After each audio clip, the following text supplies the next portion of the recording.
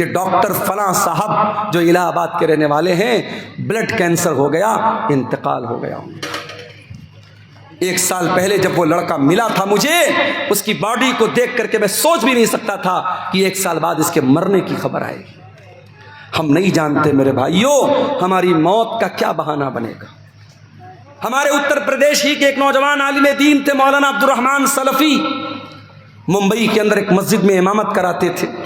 کئی پروگراموں میں ہم لوگوں نے ساتھ میں پروگرام کیا، بنگال میں اور اسی طریقے سے ممبئی میں، اور 1 سال رمضان میں تفسیر کا بیان کرنے کے لیے کرنول شہر میں آندھرا پردیش میں نے بات کر کے ان کو وہاں پہ اپوائنٹ کیا تھا۔ وہاں پر بھی وہ گئے تھے، بڑی محبت کرتے تھے مجھ سے، میں بھی محبت کرتا تھا ان سے۔ ایک پروگرام میں ممبئی سے پونا جاتے ہیں، اور پونا کا پروگرام کر کے چونکہ مسجد کی امامت، کہتے دنیا کی سب سے ٹف ڈیوٹی ہوتی ہے مسجد کی امامت۔ دنیا کی اور ڈیوٹی میں 8 گھنٹہ ڈیوٹی کرنا ہے، 10 گھنٹہ ڈیوٹی کرنا ہے، 12 گھنٹہ ڈیوٹی کرنا ہے، مگر مسجد کے امام کو 24 گھنٹے ڈیوٹی کرنا ہے۔ فجر کی نماز میں سارا محلہ نہ آئے کوئی مسئلہ نہیں ہے، مولوی صاحب کیوں نہیں آئے؟ مولوی صاحب کیوں نہیں آئے؟ مولوی صاحب شادی شدہ ہیں، بیوی کے ساتھ رہتے ہیں، ہو سکتا ہے ناپاک ہوئے ہوں، طبیعت ٹھیک نہ رہی ہو، رات میں نہانے کا موقع نہ ملا ہو، پانی گرم کرنے کا موقع نہ ملا ہو، کوئی بھی وجہ رہی ہو، نہیں صاحب امام صاحب کی تنخواہ کاٹی جائے گی، فجر کی نماز میں کیوں نہیں آئے؟ یہ آج کیا ہو رہا ہے؟ میں سمجھ رہا ہوں بارش کا موسم ہے، دھیرے دھیرے یہاں بارش کی بوندیں ہمارے یوٹیوبر حضرات کے موبائلوں پر بھی چو رہی ہے۔ بہت لمبا ٹائم نہیں لوں گا آپ سے، کچھ دیر اور صبر کر لیجئے، قرآن و حدیث کی باتیں ہیں، انشاءاللہ فائدہ ہوگا۔ میرے بھائیوں آج سب سے ٹف ڈیوٹی اگر کسی کی ہے تو امام کی ڈیوٹی ہے۔ مولانا عبد الرحمن سلفی بالکل ینگ ایج کے 2 چھوٹے چھوٹے بچوں کے باپ ہیں۔ میں ان کے گاؤں میں بھی گیا ہوں، اتر پردیش میں سدھارتھ نگر میں ان کا گاؤں ہے۔ پونا میں پروگرام ہوا، رات ہی میں ان کو ممبئی واپس آنا ہے کیونکہ فجر کی نماز بھی ان کو پڑھانا ہے۔ وہاں ممبئی اور پونا کے بیچ میں ٹیکسی چلتی ہے اور بڑی اسپیڈ میں وہ ٹیکسی والے چلاتے ہیں کیونکہ ان کو رات میں جلدی جلدی ممبئی سے پونا، پونا سے ممبئی کرنا رہتا ہے، زیادہ پیسہ کمانا رہتا ہے۔ ڈرائیور نے بے حساب گاڑی چلائی، بڑی اسپیڈ میں گاڑی چل رہی تھی، 100-150 کی اسپیڈ میں گاڑی چل رہی تھی۔ ایک جگہ راستے میں جو ڈیوائیڈر ہوتا ہے اس ڈیوائیڈر میں لے جا کے ڈرائیور نے پوری اسپیڈ میں گاڑی ٹھوک دی، گاڑی کے اندر 10 لوگوں میں سے 7 لوگ آن دا اسپاٹ انتقال کر گئے۔ مولانا عبد الرحمن سلفی اللہ رحمت مغفرت فرمائے، آن دا اسپاٹ ان کا انتقال ہو گیا، پورا سر پچک گیا اور بڑی مظلومانہ طریقے سے ان کی موت ہو گئی۔ کیا وہ پونا جانے کے پہلے انہوں نے سوچا تھا کہ میرے ساتھ ایسا ہو جائے گا؟ ہم نہیں جانتے میرے بھائی کون سا ایکسیڈنٹ، کون سی بیماری، کون سا بہانہ ہماری زندگی کی سانسوں کی ڈور کو ختم کر دے گا، ہمارا دل دھڑکنا بند ہو جائے گا۔ میرے بھائیوں زندگی کا ناجائز استعمال مت کرو، جوانی کی ان گھڑیوں کا مس یوز مت کرو۔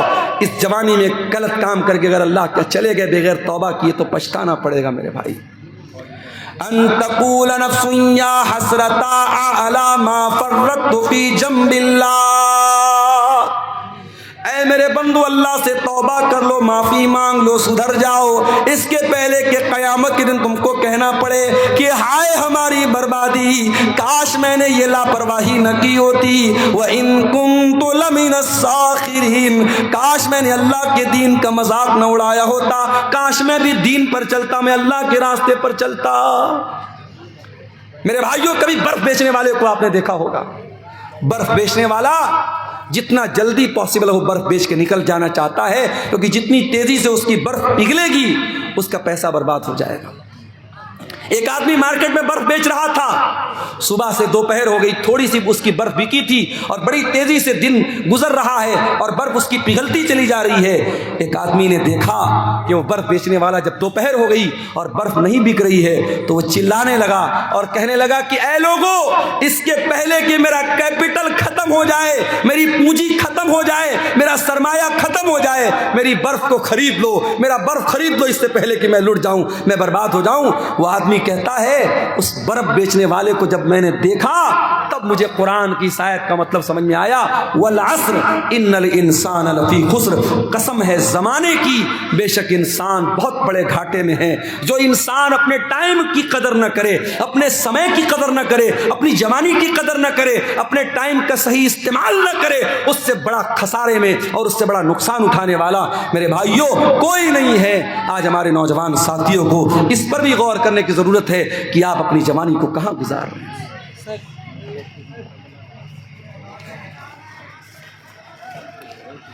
कुरान का वो सवाल हमसे और आपसे हो रहा है मेरे भाई, अलम यान लिल्लज़ीना आमनू अन तख्शा कुलूबुहुम लिज़िक्रिल्लाह, क्या ईमान वालों के लिए अभी वो समय नहीं आया कि अल्लाह का कलाम सुन करके उनके दिल पिघल जाएं, नरम पड़ जाएं।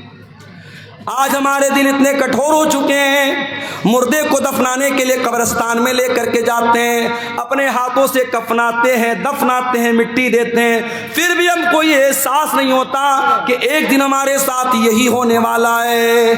मेरे प्यारे भाइयों, आज एक बंद कमरे में लाइट को बंद कर दिया जाए, पंखा बंद कर दिया जाए, कमरा बंद कर दिया जाए, चारों तरफ से पैक कर दिया जाए और उस कमरे में हमको रखा जाए, हमारा दम घुटने लगेगा, हम बेचैन हो जाएंगे। ओ लोगों, जरा तसव्वुर करो, जरा गौर करो, कब्र के अंदर जब आप जाएंगे मेरे भाइयों, हम और आप जाएंगे, उस कब्र के अंदर हमें रखा जाएगा और मिट्टी डाल करके लोग चले जाएंगे। न वहाँ कोई लाइट होगी, न वहाँ कोई एसी होगा, न वहाँ कोई कूलर होगा, न वहाँ कोई पंखा होगा। वहाँ अगर एसी और कूलर और रोशनी मिलेगी, हमारे ईमान की बदौलत मिलेगी, हमारी नेकियों की बदौलत मिलेगी। मेरे भाइयों, दुनिया में एसी बहुत लगवाया आपने, दुनिया में पंखा बहुत लगवाया आपने, दुनिया में लाइटिंग बहुत लगवाई आपने, कब्र में वो लाइटिंग कैसे मिलेगी? जरा इस पर भी गौर करो मेरे प्यारे साथियों। आज दिल की कठोरता का ये हाल है, दिल की सख्ती का ये हाल है कि कब्रिस्तान में मुर्दे को दफनाने के टाइम भी हमारी आंखों से ना आंसू बहता है, न हमारे दिल पर कोई असर पड़ता है। अल्लाह के प्यारे नबी एक अंसारी सहाबी के जनाजे में जाते हैं, जनाजे को कब्र में उतारा जा रहा है, लाश को कब्र में उतारा जा रहा है और अल्लाह के प्यारे नबी कब्र की एक साइड में बैठे हुए हैं और आपके आसपास सहाबा भी बैठे हुए हैं। अचानक अल्लाह के नबी ने कब्र की तरफ देखा और कब्र में होने वाला जो अजाब है, कब्र में होने वाले जो हालात हैं, उनके बारे में सोच करके अल्लाह के नबी रोने लगे।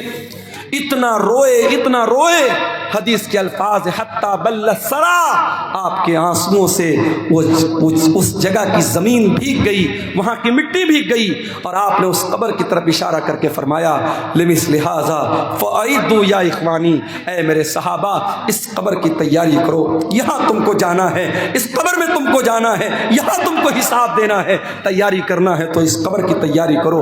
मेरे प्यारे साथियों, आज हालात ये हैं, मैं आपके कटिहार का हाल नहीं जानता, मैं आपके पूर्णिया अररिया का हाल नहीं जानता, मगर बनारस के कब्रिस्तानों में मैंने देखा कि बहुत सारे नौजवान कब्रिस्तान पे बैठकर जुआ खेलते हैं, बहुत सारे नौजवान कब्रिस्तान पे बैठ के शराब पीते हैं, बहुत सारे नौजवान मोबाइल पर गंदी वीडियो देखते हैं। यानी जहां हमारे मुर्दे दफन हैं, जहां अपने अपने अमल के हिसाब से कब्र में उनके साथ मामला हो रहा है, उस कब्रिस्तान में बैठ करके भी आज इंसान अल्लाह को याद नहीं करता है, मौत को याद नहीं करता है।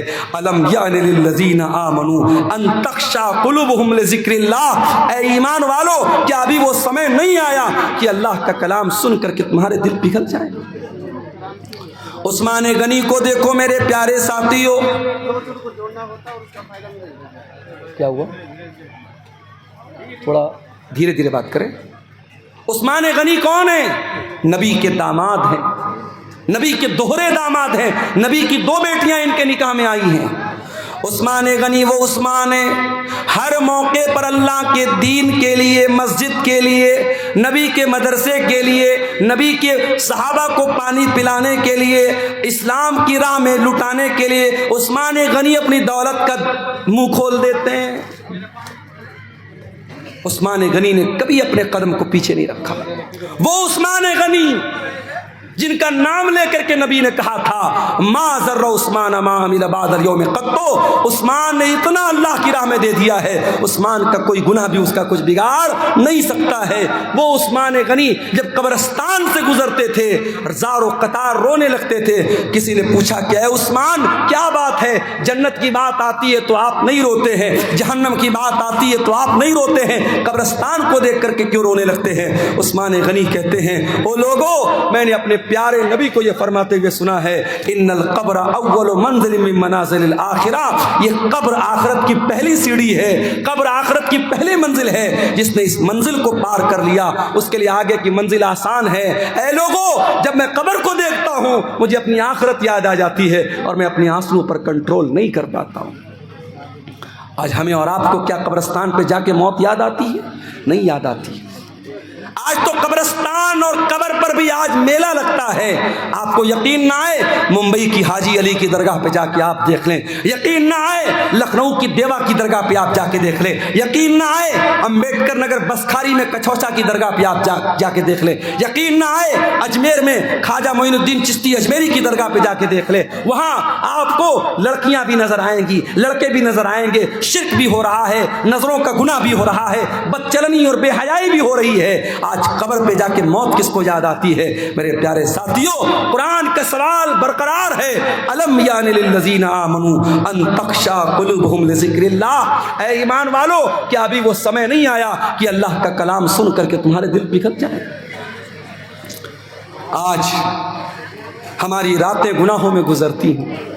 ہمارے نبی راتوں کو رویا کرتے تھے، تہجد کی نماز میں آپ روتے تھے، اور ایک دن آپ تہجد کی نماز کے لیے اٹھتے ہیں اور فجر کی اذان تک آپ روتے رہتے ہیں، اور جب حضرت بلال آ کر کے پوچھتے ہیں اے اللہ کے نبی آپ اتنا کیوں روتے ہیں، تو اللہ کے نبی کہتے ہیں کہ اے بلال آج کی رات میرے اوپر قرآن کی ایسی آیت اتری ہے کہ اس آیت پر جو غور کرے اور جو اس آیت کو پڑھے اور غور نہ کرے اس کے لیے بربادی ہے۔ کون سی آیت تھی؟ سورہ آل عمران کی آیت تھی ان فی خلق السماوات والارض واختلاف اللیل والنہار لآیات لأولی الالباب، بے شک ان لوگوں زمین و آسمان کی تخلیق کے اندر اور رات اور دن کے آنے جانے کے اندر غور کرنے والوں کے لیے، عقل مند لوگوں کے لیے نشانیاں ہیں۔ ان تمام کائنات کے اندر جو غور کرتا ہے وہ عقل مند ہے، اور اس عقل مند انسان کی پہچان کیا ہے؟ وہ اللہ کو یاد کرتا ہے، وہ اٹھتے بیٹھتے لیٹتے جاگتے اللہ کو یاد کرتا ہے۔ الم یأن للذین آمنوا ان تخشع قلوبہم لذکر اللہ، کیا ابھی ایمان والوں کے لیے وہ سمے نہیں آیا، وہ ٹائم نہیں آیا، وہ وقت نہیں آیا؟ ان تخشع قلوبہم لذکر اللہ، جب ان کے دل اللہ تعالیٰ کے ذکر سے نرم پڑ جائیں، پگھل جائیں، کانپنے لگیں۔ الم یان للذین آمنوا ان تخشع قلوبہم لذکر اللہ، اے ایمان والو کیا ابھی وہ سمے نہیں آیا، وہ ٹائم نہیں آیا، کیا ابھی وہ وقت نہیں آیا جب تمہارے دل اللہ تعالیٰ کے کلام کو سن کر کے پگھل جائیں، نرم پڑ جائیں؟ غور کیجیے، قرآن کی یہ آیت صحابہ سے سوال کر رہی ہے، اے میرے نبی کے صحابہ تم بتاؤ، قرآن اتر رہا ہے، نبی کے اوپر قرآن کی آیتیں اتر رہی ہیں، کیا ابھی وہ سمے نہیں آیا، وہ ٹائم نہیں آیا، وہ وقت نہیں آیا جب اللہ کا کلام سن کر کے تمہارے دل پگھل جائیں؟ وما نزل من الحق، اور اللہ تعالیٰ نے جو قرآن کی آیتوں کو نازل کیا ہے، جو حق باتیں اللہ تعالیٰ نے نازل کی ہیں، کیا ان باتوں کو سن کر کے تمہارے دل کے اندر اللہ کا خوف پیدا نہیں ہوتا؟ وَلَا يَكُونُوا كَالَّذِينَ أُوتُوا الْكِتَابَ، اے مسلمانوں تم یہودیوں کی طرح نہ ہو جانا، تم عیسائیوں کی طرح نہ ہو جانا۔ ان کو اللہ نے کتاب دی، ان کو تورات دی، ان کو انجیل دی، فَطَالَ عَلَيْهِمُ الْأَمَدُ، پھر ان کے اوپر ایک لمبا ٹائم گزر گیا۔ ظاہر جب ہمارے نبی دنیا میں آئے، عیسیٰ علیہ السلام کو آئے ہوئے 600 سال ہو چکے تھے، موسیٰ علیہ السلام کو آئے ہوئے ہزاروں سال ہو چکے تھے. اللہ کہہ رہا ہے کہ تم یہودیوں کی طرح مت ہو جاؤ، تم عیسائیوں کی طرح مت ہو جاؤ. ان کو اللہ نے اپنی کتاب دی اور ایک لمبا ٹائم جب گزر گیا فقست قلوبہم، تو ان کے دل سخت ہو گئے، ان کے دل ہارڈ ہو گئے، ان کے دل کٹھور ہو گئے. اے مسلمانوں، ابھی تمہارے نبی موجود ہیں، ابھی قرآن اتر رہا ہے، ابھی تمہارے دل کے اندر سختی آنے لگی. کیا تمہارا دل اللہ کا کلام سن کر کے نہیں پگھلتا ہے؟ تمہارے دل میں اللہ کا ڈر پیدا نہیں ہوتا ہے؟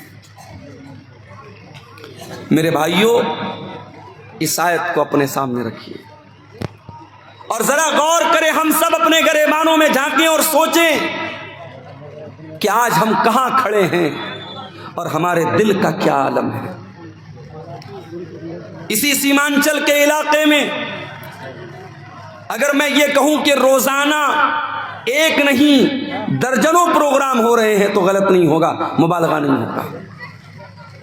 اور ہر آدمی اپنی جان پہچان کے، اپنے رشتہ داری کے گاؤں کے پروگرام میں جا رہا ہے، اردو میں بنگلہ میں تقریریں سن رہا ہے.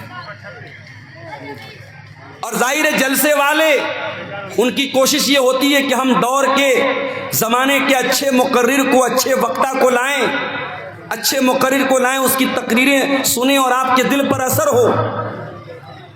لیکن ہم سب میرے بھائیوں اپنے دل پر غور کریں، کیا ہمارے دل کے اوپر کوئی اثر ہو رہا ہے؟ اب تو حالات یہ ہو چکے ہیں کہ تقریر اور جلسہ بھی انٹرٹینمنٹ اور منورنجن کا ایک ذریعہ بن گیا ہے. جانا ہے جلسے میں، تھوڑا سیر و تفریح کرنا ہے، تھوڑا گھومنا پھرنا ہے، تھوڑا منورنجن کرنا ہے، مقرر صاحب کی تقریر تھوڑی بہت سن لینا ہے، پھر چلے جانا ہے. اور ظاہر ہے کہ یہ جو مقرر ہیں، یہ جو وقتہ ہیں، یہ کیا پڑھ رہے ہیں؟ یہ قرآن ہی تو پڑھ رہے ہیں.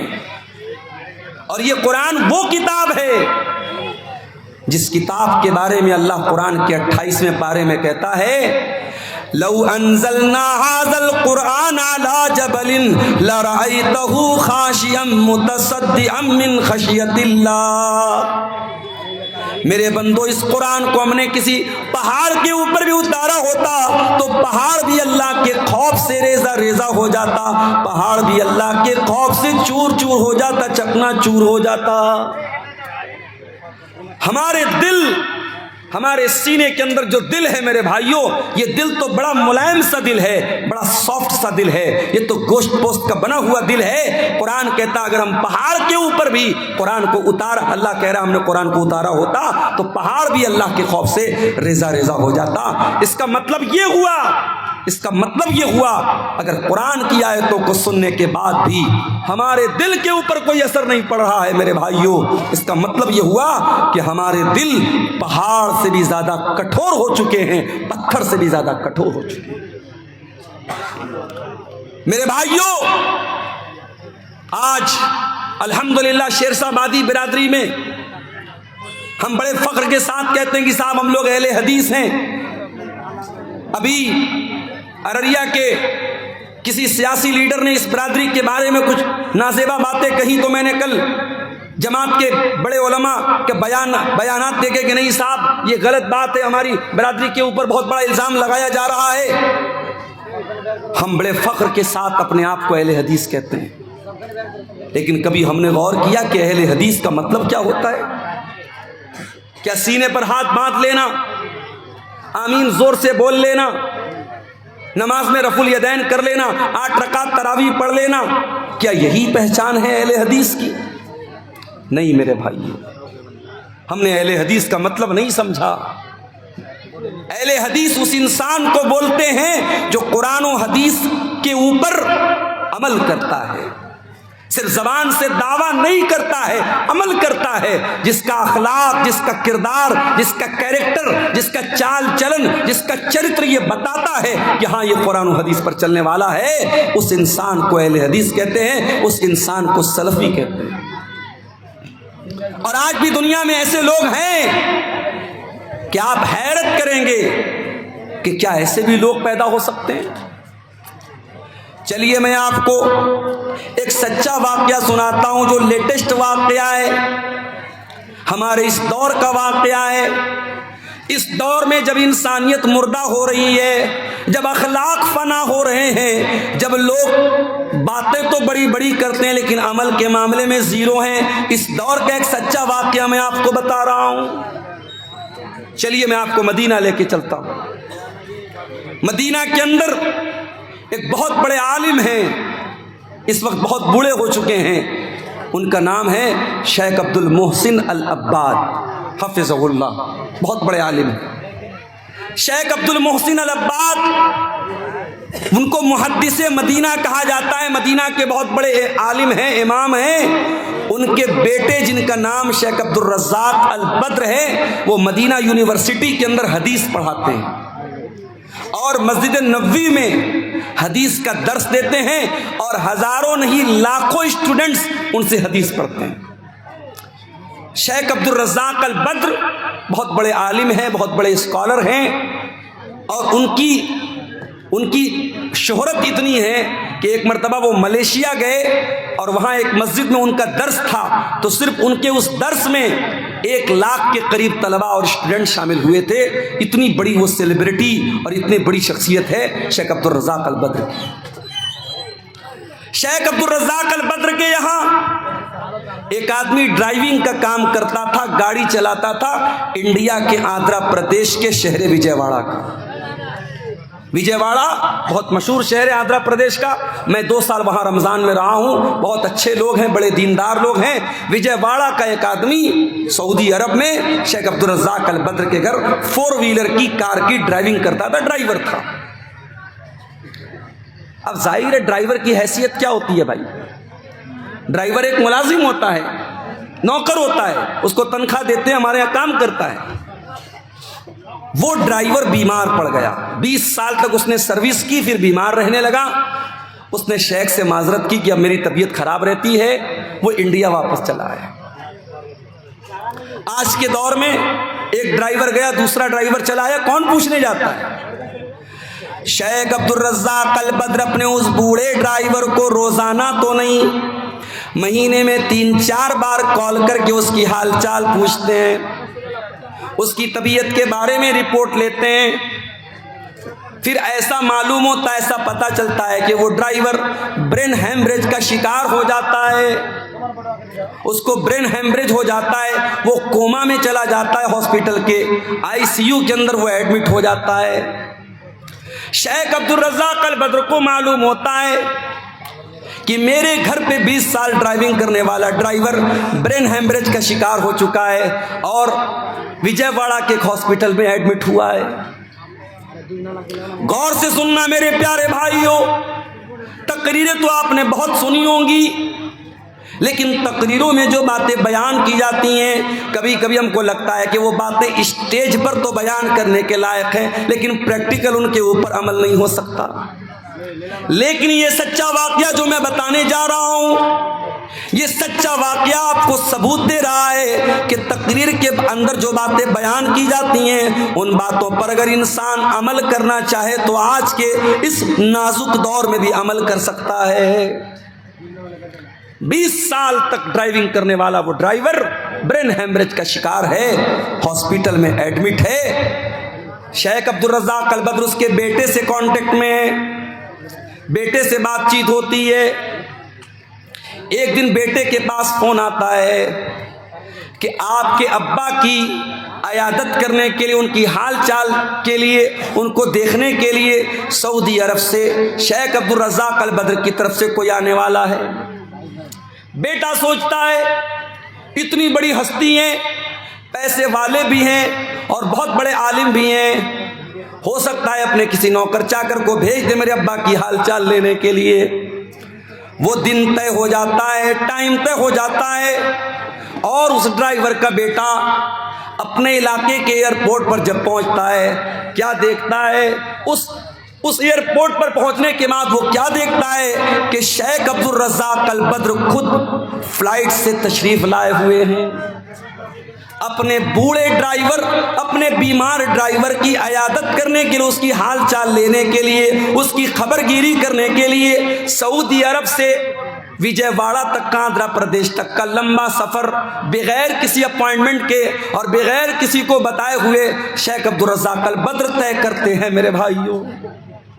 ہمارا حال تو یہ، ہم کٹیہار سے پٹنہ بھی اگر جاتے تو کوئی نہ کوئی مقصد ہوتا ہے، کوئی نہ کوئی کاروباری معاملہ ہوتا ہے، کسی سے پیسے کا لین دین ہوتا ہے، کوئی نہ کوئی دنیاوی مفاد ہوتا ہے۔ میرے پیارے ساتھیوں، جس دور میں انسان کسی کو بے مطلب سلام بھی نہیں کرتا ہے، ایسے دور میں کیا ایسا بھی اخلاق مل سکتا ہے میرے پیارے بھائیوں؟ سعودی عرب کی سرزمین سے شیخ عبدالرزاق البدر فلائٹ کے ذریعے آتے ہیں، حالانکہ اگر وہ ایک کال کر دیں، ایک میسج کر دیں، ان کے لاکھوں اسٹوڈنٹ ہیں ہندوستان کی سرزمین پر، جو بچے مدینہ میں جا کے پڑھتے ہیں وہ شیخ عبدالرزاق البدر سے بھی پڑھتے ہیں۔ جتنے مدنی عالم آپ کو ملیں گے، جو بعد میں جو مدنی عالم ہوئے ہیں، وہ سب ان کے شاگرد آپ کو ملیں گے۔ جتنے بھی مدنی عالم ہیں سب مدینہ میں پڑھے، ان کے شاگرد ہیں۔ ایک میسج کر دیں، طلباء کی اور اسٹوڈنٹ کی بھیڑ لگ جائے گی، مگر شیخ عبدالرزاق البدر نے کسی کو نہیں بتایا، بغیر کسی اپوائنٹمنٹ کے اچانک آئے، ڈرائیور کے بیٹے کے ساتھ کار میں بیٹھ کے ہاسپٹل آئے، اپنے اس بوڑھے ملازم کی دیر تک بیٹھ کر کے اس کو دعاؤں سے نوازا، اس کی پیسے سے بھی مدد کی اور ان کے گھر والوں کو تسلی دی اور پھر واپس چلے گئے۔ میرے پیارے ساتھیوں، یہ اس دور کے ایک عالم، ایک قرآن و سنت پر بیان کرنے والے اور قرآن و سنت پر عمل کرنے والے ایک عالم کا سچا واقعہ ہمیں یہ بتاتا ہے میرے بھائیوں کہ دل میں اگر اللہ کا ڈر ہو، دل میں اللہ کا خوف ہو، تو قرآن و سنت کی باتیں صرف اسٹیج پر بیان نہیں ہوتی ہیں، ان کے اوپر عمل بھی کیا جا سکتا ہے، اور آج کے دور میں عمل کرنے والے بھی موجود ہیں۔ ہمارا معاملہ کیا ہے؟ مجھ سے کبھی کبھی لوگ سوال کرتے ہیں، میں ممبئی گیا، لوگ مجھ سے پوچھنے لگے مولانا صاحب لگتا ہے آپ کا پروگرام کٹیہار میں بہت ہوتا ہے۔ اچھا، کچھ تو چینل والوں کی مہربانی ہے، ایک ہی تقریر کو وہ 10 چینل والے، اب تو یہ ماشاءاللہ گنتی کرنا چاہے تو ہم لوگ گنتی بھی نہیں کر سکتے کتنے کیمرے لگے ہیں، اس میں کیا کیا نام ہے چینل کا یہ بھی نہیں معلوم۔ اب تو میں ڈرتا ہوں بھائی کون سی بات کب نکل جائے اور یہ چینل والے کیا اس کو عنوان دے دیں۔ ڈاکٹر ذاکر نائک صاحب کے بارے میں میں نے بڑے ادب کے دائرے میں، بڑی تہذیب کے دائرے میں، اسی سیمانچل میں تقریر میں ان کی کچھ باتوں سے اختلاف کیا۔ اب چینل والا کیا تھمبنیل ڈال رہا ہے، ڈاکٹر ذاکر نائک حنفی ہو گیا، ڈاکٹر ذاکر نائک اہل حدیث نہیں، اس سے بچو۔ اب لوگ مجھ سے سوال کر رہے ہیں کہ آپ نے ڈاکٹر ذاکر نائک کے خلاف کیا بولا ہے، کیا بولا ہے۔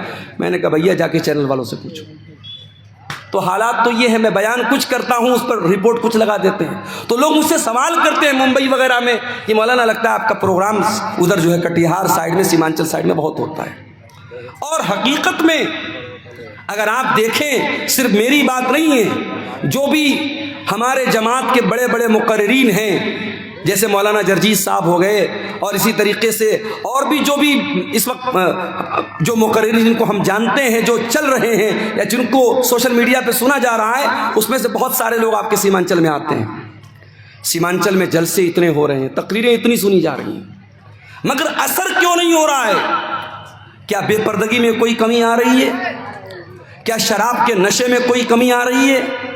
کیا زنا کاری اور بدکاری میں کوئی کمی آ رہی ہے؟ کیا شادی بیاہ میں لین دین میں کوئی کمی آ رہی ہے؟ اسی بہار کی سرزمین پر چمپارن کے ایک ہمارے دوست ہیں، ساتھی ہیں، ہمارے ساتھ پڑھانے والے ٹیچر ہیں، ان کی بیٹی کے رشتے کی بات آئی۔ لڑکا معمولی سا کوئی کام کرتا ہے، محنت مزدوری کا کام کرتا ہے، 5 لاکھ روپے کی ڈیمانڈ کی اس نے۔ وہ ٹیچر ہمارے ساتھ پڑھاتے، کہنے لگے مولانا یہ حالات ہیں ہماری جماعت کے لوگوں کے، اہل حدیث لڑکا ہے، گھر والے بڑے پکے اہل حدیث ہیں، 5 لاکھ روپے کی ڈیمانڈ ہوئی ہے کہ لڑکی کی شادی کرنا ہے تو 5 لاکھ روپیہ لے کے آؤ۔ میرے بھائیوں، دعویٰ کرنا بند کر دو اہل حدیثیت کا۔ تمہارے شادی بیاہ میں اگر تم قرآن و سنت کو فالو نہیں کرتے ہو، لین دین میں اگر قرآن و حدیث کو فالو نہیں کرتے ہو، چال چلن میں قرآن و حدیث پر نہیں چلتے ہو، تو صرف سینے پر ہاتھ باندھ کر اور رفع الیدین کر کے اپنے آپ کو اہل حدیث کہنا بند کر دو، بند کر دو اہل حدیثوں کو بدنام کرنا۔ ہمارے دل کٹھور ہو چکے ہیں میرے بھائی، اتنی تقریریں سن رہے ہیں مگر کوئی اثر نہیں پڑ رہا ہے۔ کیوں؟ قرآن کا وہ سوال ہم سے اور آپ سے بھی ہو رہا ہے۔ الم یان للذین آمنوا، اے ایمان والو وہ سمے کب آئے گا، وہ ٹائم کب آئے گا، وہ وقت کب آئے گا، ان تخشع قلوبہم لذکر اللہ، کہ اللہ کا کلام سن کر کے صرف تمہارے کانوں کو اچھا نہیں لگے گا بلکہ تمہارے دل کے اوپر بھی اس کا ایفیکٹ پڑے گا، اس کا پربھاؤ پڑے گا۔ ہمارا حال تو یہ ہو گیا ہے، ایک کان سے سننا ہے، دوسرے کان سے اڑا دینا ہے، کان تک تعلق ہے بس، دل سے کوئی کنیکشن نہیں ہے۔ ہمارے نوجوانوں کو دیکھ لو، ہماری بہنوں کو دیکھ لو، نوجوان لڑکیوں کو دیکھ لو، ساری محنت کس پر ہو رہی ہے؟ شریر پر ہو رہی ہے، چہرے پر ہو رہی ہے۔ لڑکوں کو دیکھو جم جا رہے ہیں، چکن کھا رہے ہیں، مٹن کھا رہے ہیں، کیوں صاحب باڈی بن جائے۔ لڑکیوں کو دیکھو آدھا گھنٹہ آئینے کے سامنے کھڑی ہیں، کیا کر رہی ہے؟ میک اپ کر رہی ہیں۔ بیوٹی پارلر میں دلہن جاتی ہے، جانے کے ٹائم جو ہے وہ اس کا کلر کچھ اور ہوتا ہے، آنے کے ٹائم کلر کچھ اور ہوتا ہے، ڈیزائن پورا بدل جاتا ہے۔ آپ دیکھ لیں میک اپ پر اتنی محنت ہو رہی ہے، لیکن اس پر کوئی محنت نہیں ہو رہی ہے۔ اللہ تعالیٰ کے یہاں جس چیز کی ویلیو ہے میرے بھائیوں، فیس کی ویلیو نہیں ہے، اللہ کے یہاں ہماری باڈی کی ویلیو نہیں ہے، اللہ تعالیٰ کے یہاں ہمارے دل کی ویلیو ہے۔ ابراہیم علیہ السلام دعا کرتے ہیں، وَلَا تُخْزِنِي يَوْمَ يُبْعَثُونَ، اے اللہ تو مجھے قیامت کے دن ذلیل مت کرنا، اے اللہ تو مجھے قیامت کے دن رسوا مت کرنا۔ یوم لا ينفع مال ولا بنون، جس دن نہ مال کام آئے گا نہ اولاد کام آئے گی، الا من اتى اللہ بقلب سلیم، قیامت کے دن تو وہی کامیاب ہوگا اے اللہ جو صاف ستھرا دل لے کر کے آئے گا۔ تمہارے چہرے کتنے صاف ستھرے ہیں، تمہارے بالوں میں کتنی خوبصورتی ہے، تمہارا شریر کتنا خوبصورت ہے، اللہ تعالیٰ کیا یہ میٹر نہیں کرتا ہے؟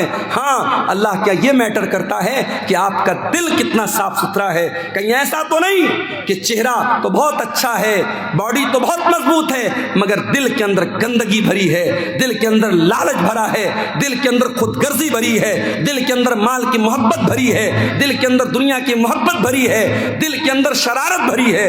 دل صاف نہیں ہوگا میرے بھائیوں، ہم اللہ کے یہاں کامیاب نہیں ہو سکتے۔ دل پر محنت کرو، دل پر محنت کرو۔ اسی لیے اللہ قرآن کے پہلے پارے میں کہتا ہے، یہودیوں کا ذکر کرتے ہوئے، جب یہودیوں نے اللہ تعالیٰ کی بہت نافرمانی کی، بہت گناہ کیا، اللہ نے فرمایا ثم قست قلوبکم من بعد ذالک فہی کالحجارۃ او اشد قسوہ، اے یہودیوں تمہارے دل پتھروں سے زیادہ کٹھور ہو چکے ہیں، پتھروں سے زیادہ سخت ہو چکے ہیں۔ وَإِنَّ مِنَ الْحِجَارَةِ لَمَا يَتَفَجَّرُ مِنْهُ الْأَنْهَارُ، ارے پتھر بھی کچھ ایسے ہوتے ہیں کہ پتھر کے اندر سے نہریں بہتی ہیں۔ وَإِنَّ مِنْهَا لَمَا يَشَّقَّقُ فَيَخْرُجُ مِنْهُ الْمَاءُ، پتھر تو کچھ ایسے بھی ہوتے ہیں کہ پتھر پر جب بار بار پانی کی بوندیں پڑتی ہیں تو پتھر میں سوراخ ہو جاتا ہے اور پتھر سے پانی رس رس کر کے بہنے لگتا ہے۔ اے یہودیو، اے اہل کتاب، تم نے اتنا اللہ کو ناراض کیا ہے، اتنے غلط کام کیے ہیں، اتنے اللہ کو ناراض کرنے والے کام کیے ہیں کہ تمہارے دل تو پتھروں سے زیادہ سخت ہو گئے۔ قرآن نے تو یہودیوں کے بارے میں کہا تھا۔ معاف کرنا میرے بھائیوں، ہمیں اور آپ کو اس آیت کو اپنے اوپر بھی آج اپلائی کرنے کی ضرورت ہے۔ کہیں ایسا تو نہیں کہ ہمارے دل بھی پتھروں سے زیادہ کٹھور ہو گئے۔ وہی قرآن جو قرآن ڈاکو سنتا تھا تو سدھر جاتا تھا، توبہ کر لیتا تھا۔ ایک ڈاکو تھا جس کا نام تھا فضیل ابن عیاض، اس کا کام تھا ڈاکہ ڈالنا، لوگوں کے مکان میں جا کے چوری کرنا، لوگوں کا مال ہڑپ لینا، لوگوں کا پیسہ چوری کر لینا۔ ایک دن رات کا وقت تھا، ایک مکان کی چھت پہ جا کے کودتا ہے، رات کا سناٹا ہے، فضیل ابن عیاض ڈاکہ ڈالنے کے لیے، چوری کرنے کے لیے گیا ہے، ایک مکان کی چھت میں کودتا ہے، دور سے کوئی اللہ کا بندہ اپنے گھر میں بیٹھ کے قرآن کی تلاوت کر رہا ہے، اس کی تلاوت کی آواز فضیل ابن عیاض کے کانوں میں پڑتی ہے، اور اتفاق سے وہ انسان قرآن کی یہی آیت پڑھ رہا ہے، الم یأن للذین آمنوا ان تخشع قلوبہم لذکر اللہ، اے ایمان ایمان والو، کیا ابھی وہ سمے نہیں آیا کہ اللہ کا کلام سن کر کے تمہارے دل پگھل جائیں، تمہارے دل کانپ جائیں، تمہارے دل نرم پڑ جائیں؟ جب یہ آیت حضرت فضیل ابن عیاض کے کان میں پڑی، کہا اے اللہ، میں تیرا اتنا گنہگار بندہ ہوں، کوئی رات میں بیٹھ کے قرآن کی تلاوت کر رہا ہے، کوئی قرآن پڑھ رہا ہے، اور میں بیٹھ کے لوگوں کا مال چوری کر رہا ہوں، میں ڈاکہ ڈال رہا ہوں۔ اے اللہ، میں توبہ کرتا ہوں تیری بارگاہ میں، وہ ٹائم آ گیا ہے اللہ، جس ٹائم کے بارے میں تو پوچھ رہا ہے کہ وہ سمے کب آئے گا، وہ سمے آ چکا ہے۔ فضیل ابن عیاض نے سچی توبہ کی، وہاں سے نکلے، ایک جگہ اندھیرا تھا، بارش کا موسم تھا، لوگ ایک جگہ رکے ہوئے تھے ایک مکان میں اور آپس میں باتیں کر رہے تھے۔ رات بہت ہو گئی ہے، اب ہمیں یہیں رک جانا چاہیے۔ کسی نے کہا نہیں، یہاں رکو مت، ہمیں چلنا چاہیے، کیا پتا فضیل ابن عیاض نام کا ڈاکو کہیں چھپا ہو اور ہمیں پکڑ کر کے ہمیں لوٹ لے، مار لے، اس سے پہلے کہ ہمارا مال چوری ہو جائے، ہمیں یہاں سے نکل جانا چاہیے۔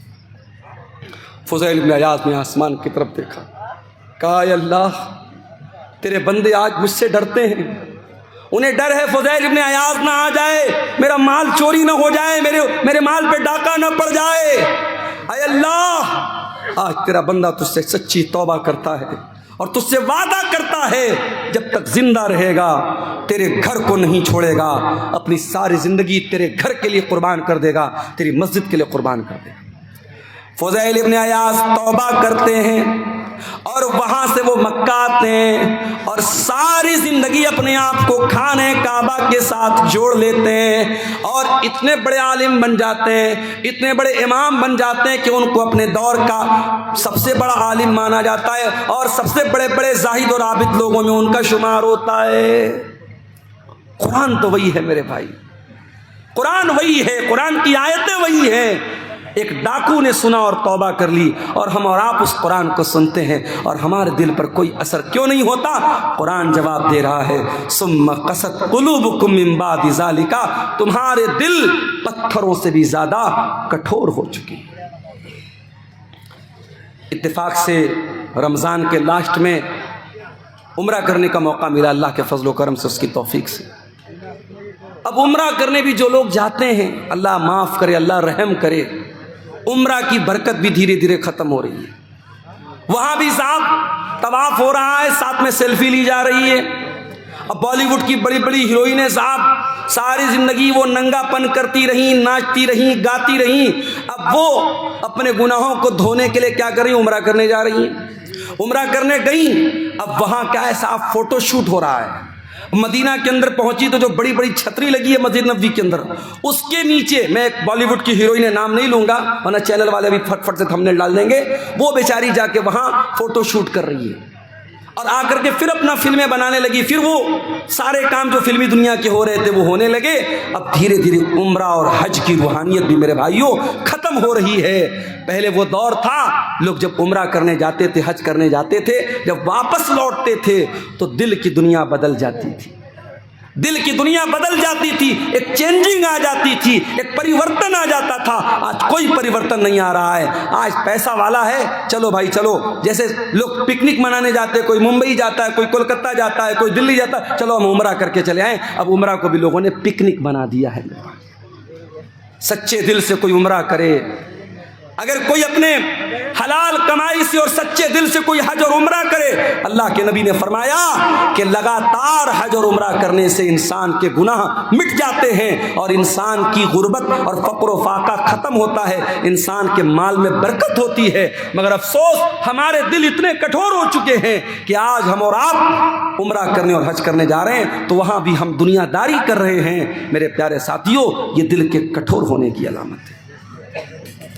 حرم کے اندر آج بھی جب قرآن پڑھا جاتا ہے، اللہ کی قسم کھا کر کے کہتا ہوں، آپ بہار کے سیمانچل کے رہنے والے، آپ کو عربی زبان تو نہیں آتی ہوگی، عام طور سے آپ عربی زبان کا مطلب نہیں جانتے ہوں گے، مگر امام جب حرم کے اندر قرآن پڑھتا ہے ایسا لگتا ہے کہ قرآن ہمارے دلوں کو چیر رہا ہے۔ جب عذاب کی آیتیں آنے لگتی ہیں، جب جہنم کی آیتیں آنے لگتی ہیں اور حرم کا امام اس آیت کے اوپر رونے لگتا ہے، میں دیکھتا ہوں مسلیان بھی رونے لگتے ہیں. میں دیکھتا ہوں اس میں افریقہ کا کالا بھی رو رہا ہے, اس میں یورپ کا گورا بھی رو رہا ہے, اس میں بنگلہ دیش کا بنگالی بھی رو رہا ہے, اس میں انڈیا کا انڈین بھی رو رہا ہے. جن کی زبان عربی نہیں ہے, جن کو عربی زبان نہیں آتی ہے, جو عربی زبان کو نہیں سمجھتے, مگر قرآن کی ایسی کیفیت ہے میرے بھائیوں, قرآن کا ایسا اثر ہے کہ قرآن ڈائریکٹ دل پر اثر کرتا ہے.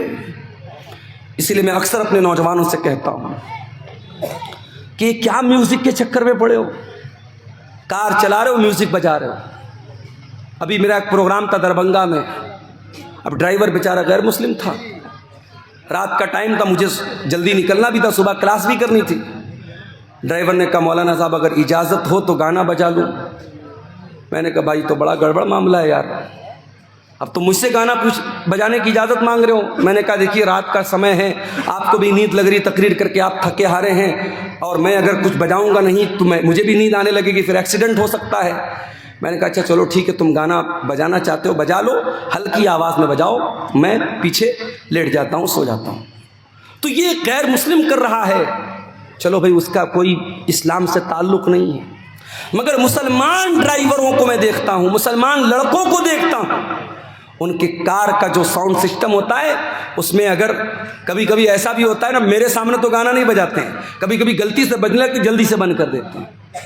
تو گانا بجا رہا ہے آج ہمارا نوجوان, یہ نہیں سوچتا ہے اگر کار چلاتے ہوئے اللہ نہ کرے ایکسیڈنٹ ہو گیا, موت آ گئی, اسی حال میں ہم مر گئے, تو قیامت کے دن جب ہم اٹھیں گے تو اس دن بھی گانا سنتے ہوئے اور گانا بجاتے ہوئے اٹھیں گے. یہ کتنی بد نصیبی کی موت ہوگی, کتنے افسوس کی موت ہوگی. کانوں میں ایئر فون ٹھوس کے اور کانوں میں ایئر پورٹ ٹھوس کر کے وہ گانا سن رہا ہے, اللہ نہ کرے اسی حال میں اگر روح نکل گئی اور دل کی دھڑکن بند ہو گئی تو کیا حال ہوگا تیرا. اس لیے کہ اللہ کے نبی فرماتے ہیں ان العبد یبعث علی ما مات علی, بندہ جس حال میں مرے گا اسی حال میں قیامت کے دن اٹھایا جائے گا. جو قرآن پڑھتے ہوئے مرے گا وہ قرآن پڑھتے ہوئے اٹھایا جائے گا, جو گانا سنتے ہوئے مرے گا وہ گانا سنتے ہوئے اٹھایا جائے گا, جو گندی ویڈیو دیکھتے ہوئے مرے گا وہ گندی ویڈیو دیکھتے ہوئے اٹھے گا, جو زنا کرتے ہوئے مرے گا وہ زنا کرتے ہوئے اٹھے گا, جو شراب پیتے ہوئے مرے گا وہ شراب پیتے ہوئے اٹھے گا, جو حلال کام کرتے ہوئے مرے گا وہ حلال کام کرتے ہوئے اٹھے گا. حتیٰ کہ اگر کوئی حاجی حج کرنے گیا ہے, اللہ کے نبی نے فرمایا اگر احرام کی حالت میں حاجی کا انتقال ہو جائے تو اس کو الگ سے کوئی کفن پہنانے کی ضرورت نہیں ہے, اسی احرام کے کپڑے میں اسے کفنا دو. اس لیے کہ قیامت کے دن وہ حاجی جب اٹھے گا تو اسی احرام کے کپڑے میں اٹھے گا اور لبیک اللہم لبیک کہتے ہوئے اٹھے گا. میرے ساتھیوں, اگر آپ کو گانا اور میوزک سے پیار اور محبت ہے اور آپ کے دل کو گانے کی آواز سے سکون ملتا ہے, میوزک سے سکون ملتا ہے, تو یہ اس بات کی پہچان ہے کہ دل کے اندر ایمان بہت کمزور ہو چکا ہے, دل مردہ ہو رہا ہے. اس لیے کہ قرآن کہتا ہے الا بذکر اللہ تطمئن القلوب, ایمان والوں کے دل کو تو اللہ کے ذکر سے سکون ملتا ہے, ایمان والوں کے دلوں کو تو قرآن سے سکون ملتا ہے. ہمارے پیارے نبی صلی اللہ تعالی علیہ وسلم قرآن پڑھا بھی کرتے تھے اور قرآن سنا بھی کرتے تھے. ایک مرتبہ آپ نے حضرت عبداللہ بن مسعود سے کہا اے عبداللہ تم مجھے قرآن پڑھ کے سناؤ. عبداللہ بن مسعود بہت اچھا قرآن پڑھتے تھے, بہت خوبصورت آواز تھی ان کی. عبداللہ بن مسعود نے کہا کہ اے اللہ کے رسول میں آپ کو قرآن پڑھ کے سناؤں, یہ قرآن تو آپ ہی کے اوپر اترا ہے, میں آپ کو کیسے پڑھ کے سناؤں. آپ نے فرمایا اے عبداللہ انی احب ان اسمعہ من غیری, آج میں دوسرے کے منہ سے قرآن سننا چاہتا ہوں, آج تم مجھ کو قرآن پڑھ کے سناؤ. حضرت عبداللہ قرآن پڑھنے لگے, اللہ کے نبی سن رہے ہیں, حضرت عبداللہ قرآن پڑھ رہے ہیں. اللہ اکبر, اللہ کے نبی بیٹھ کر کے قرآن سن رہے ہیں. میرے نوجوانوں ذرا دل پہ ہاتھ رکھ کے بتاؤ آخری بار تم نے اپنے موبائل میں قرآن کب سنا تھا؟ چلو آؤ اسی بات پر چیک کیا جائے, تمہارے یوٹیوب کی ہسٹری چیک کی جائے, تمہارے براؤزر کی ہسٹری چیک کی جائے, تم نے لاسٹ ٹائم قرآن کو کب پلے کیا تھا, تمہارے موبائل میں قرآن کب تم نے سنا تھا, قرآن کو کب چلایا تھا. چیک کیا جائے تو شرمندگی اٹھانی پڑ جائے گی, شرمندہ ہونا پڑ جائے گا. موبائل آپ لاک کر کے واپس رکھ دیں, نہیں مولوی صاحب رہنے دیجیے. یہ حالات ہے ہمارے. ہمارا نوجوان آج قرآن کو نہ پڑھتا ہے نہ سنتا ہے. تمہارے نبی کا حال یہ ہے, نبی قرآن سن رہے ہیں, حضرت عبداللہ قرآن پڑھ رہے ہیں. عبداللہ بن مسعود کہتے ہیں میں قرآن پڑھنے لگا، اللہ کے پیارے نبی غور سے قرآن کو سننے لگے۔ میں سورہ نساء کی تلاوت کر رہا تھا، میں پڑھتے پڑھتے جب سورہ نساء کی آیت نمبر 31 کے اوپر پہنچا، فَكَيْفَ إِذَا جِئْنَا مِنْ كُلِّ أُمَّةٍ بِشَهِيدٍ وَجِئْنَا بِكَ عَلَىٰ هَٰؤُلَاءِ شَهِيدًا۔ اے نبی اس وقت آپ کا کیا حال ہوگا جب ہم ہر امت کے اوپر سے گواہ لائیں گے، اور اے نبی ہم آپ کی امت پر آپ کو گواہ بنائیں گے۔ جب اس آیت پر میں پہنچا، اللہ کے نبی نے کہا حسبک الآن، اے عبداللہ اب رک جاؤ، اب بس کر دو، اب رک جاؤ، اسٹاپ کر دو۔ حضرت عبداللہ بن مسعود کہتے ہیں میں نے نظروں کو اٹھا کر کے دیکھا کہ اللہ کے نبی مجھ کو کیوں روک رہے ہیں، کیوں منع کر رہے ہیں۔ فَإِذَا عَيْنَاهُ تَذْرِفَانِ، میں نے کیا دیکھا کہ اللہ کے نبی کی آنکھوں سے آنسو بہ رہے ہیں، اللہ کے نبی رو رہے ہیں، اللہ کے نبی کی آنکھوں سے آنسو بہ رہے ہیں۔ وہ ذمہ داری کا جو احساس آپ کو ہوا، جو ذمہ داری قیامت کی دن آپ کے کندھوں پر ڈالی جائے گی، اس ذمہ داری کو یاد کر کے اللہ کے نبی رو رہے ہیں۔ نبی تو روئیں اپنی ذمہ داری کو یاد کر کے، اور ہم اور آپ بس اسی پر فخر کرے کہ صاحب ہم تو اہل حدیث ہیں، جنت ہمارے باپ کی ہے، جنت کا سرٹیفکیٹ ہم لے کے بیٹھے ہیں۔ ہم اور آپ کبھی ہمیں قرآن پڑھ کر کے اور سن کر کے ہمیں رونے کی نوبت ہمیں نہیں آتی۔ میرے بھائیوں، یہ آنکھیں خشک ہیں مولا، انہیں رونا نہیں آتا، یہ آنکھیں خشک ہے مولا، انہیں رونا نہیں آتا۔ کبھی غور کرو میرے بھائیوں، آخری بار آپ کی آنکھوں سے آنسو اللہ کے خوف سے کب نکلے تھے؟ کسی کے مرنے پہ نکلے ہوں گے، کوئی تکلیف ہوئی ہوگی نکلے ہوں گے، کوئی درد ہوا ہوگا نکلے ہوں گے، مگر ان آنسوؤں سے اللہ کے خوف سے آنسو کب نکلا تھا؟ ذرا سوچنا میرے بھائیوں، ذرا ہم سب اپنے گریبان میں جھانکیں اور سوچیں اللہ کے خوف سے آنسو کب نکلا تھا۔ اللہ کے نبی فرماتے ہیں لیس شیء احب الی اللہ من قطرتین، اللہ تعالیٰ کو دو قطرے بہت پسند ہیں، دو قطرے اللہ تعالیٰ کو بہت پسند ہیں۔ قطرۃ دموع من خشیت اللہ، ایک آنسو کا قطرہ جو انسان کی آنکھوں سے اللہ کے خوف سے نکلتا ہے، اللہ کے ڈر سے نکلتا ہے، وہ آنسو کے قطرے اللہ تعالیٰ کو بہت پسند ہیں۔ وقطرۃ دم تحراق فی سبیل اللہ، اور دوسرا وہ خون کا قطرہ جو اللہ کی راہ میں بہایا جاتا ہے، اللہ کی راہ میں شہید ہونے والا، اللہ کی راہ میں جہاد کرنے والا، اللہ کی راہ میں لڑنے والا، اس کے خون کے قطرے اللہ تعالیٰ کو بہت پسند ہیں۔ وہ آنسو جو اللہ کے خوف سے نکلتے ہیں میرے بھائی، وہ آنسو اللہ کو بہت پسند ہے۔ اللہ کے پیارے نبی فرماتے ہیں، بخاری اور مسلم کی روایت ہے، قیامت کا دن ہوگا، سورج 1 میل کی دوری پر ہوگا، لوگ گرمی سے پسینے سے بحال ہوں گے۔ سبعۃ یظلھم اللہ، 7 طریقے کے بندے اللہ تعالیٰ کے ایسے ہوں گے جن کو اللہ تعالیٰ اپنے عرش کا سایہ دے گا۔ ان 7 خوش نصیب بندوں میں ایک بندہ وہ بھی ہوگا وَرَجُلٌ ذَكَرَ اللَّهَ خَالِيًا فَفَاضَتْ عَيْنَاهُ، اللہ کا وہ بندہ جس نے تنہائی میں، اکیلے میں، بند کمرے میں بیٹھ کر کے اللہ کو یاد کیا، اپنے گناہوں کو یاد کیا، اپنے پاپوں کو یاد کیا، اپنی نافرمانیوں کو یاد کیا، اور اس کی آنکھوں سے آنسو بہ پڑے، وہ رونے لگا۔ اس اللہ کے خوف سے بہنے والے آنسو کو اللہ تعالیٰ قیامت کے دن ان کی لاج رکھے گا، اور اس انسان کو اللہ تعالیٰ قیامت کے دن گرمی سے بچائے گا، سورج کی تپش سے بچائے گا۔ میرے بھائیوں، میں پھر سے اسی آیت کو پڑھتا ہوں جو خطبہ مسنونہ کے بعد میں نے پڑھی تھی۔ قرآن سوال کر رہا ہے ہم سے اور آپ سے، الم یعن للذین آمنوا ان تخشع قلوبہم لذکر اللہ، اے ایمان والو کیا ابھی وہ سمے نہیں آیا کہ اللہ کا کلام سن کر کے تمہارے دل پگھل جائے؟ میرے پیارے نوجوان ساتھیوں، تم سے بھی ایک بات کہنی ہے، نوجوانی بڑی خطرناک عمر ہوتی ہے۔ شیطان سب سے زیادہ اگر کسی عمر کے اندر انسان کو بہکاتا ہے تو جوانی میں بہکاتا ہے۔ جتنا گناہ انسان جوانی میں کر لے گا بڑھاپے میں نہیں کر پائے گا۔ شراب انسان عام طور سے جوانی میں پیتا ہے، زناکاری کے اڈے عام طور سے جوانی میں آباد ہوتے ہیں، ٹائم کا غلط استعمال عام طور سے جوانی میں انسان کرتا ہے، جب انسان 50 سال کا ہو جاتا ہے، 60 سال کا ہو جاتا ہے، تو آٹومیٹک اس کو یہ احساس ہو جاتا ہے اب تو مرنے والا ہوں، اب تو قبر میں جانے والا ہوں، تب تو انسان آٹومیٹک سدھر جاتا ہے۔ اصل جو سدھرنے کی عمر ہے وہ تو جوانی کی عمر ہے، جو توبہ کرنے کی عمر ہے، جو اللہ سے معافی مانگنے کی عمر ہے، معاف کرنا، وہ 20 سے 40 سال کے بیچ کی عمر ہے۔ فارسی کا ایک شاعر کہتا ہے، در جوانی توبہ کردن شیوے پیغمبری، وقت پیری گرگ ظالم می شود پرہیزگار۔ جوانی میں توبہ کرنا نبیوں کا طریقہ ہے، بڑھاپے میں تو بھیڑیا بھی شریف بن جاتا ہے۔ جب پیٹ میں آنت نہیں، منہ میں دانت نہیں، تب شریف بن گئے تو کون سا کمال کیا۔ میرے پیارے نوجوان ساتھیوں، آج اپنی جوانی کا غلط استعمال کرنے کے پہلے سوچ لینا کہ اللہ تعالیٰ کیا اس کا حساب دینا پڑے گا۔ گناہ کی لذت تو آج مل جائے گی، گناہ کا مزہ تو مل جائے گا، مگر اس گناہ کے بعد اس کا جو اثر تمہاری زندگی پر پڑے گا، جو پچھتاوا تمہیں ہوگا، اس پچھتاوے کے بعد تمہارے سامنے کوئی راستہ نہیں ہوگا۔ اس لیے کہ میرے نوجوان بھائیوں، اس بات کی کوئی گارنٹی نہیں ہے کہ آج آپ نوجوان ہیں، کل آپ بڑھاپے تک زندہ رہیں گے۔ کیا گارنٹی؟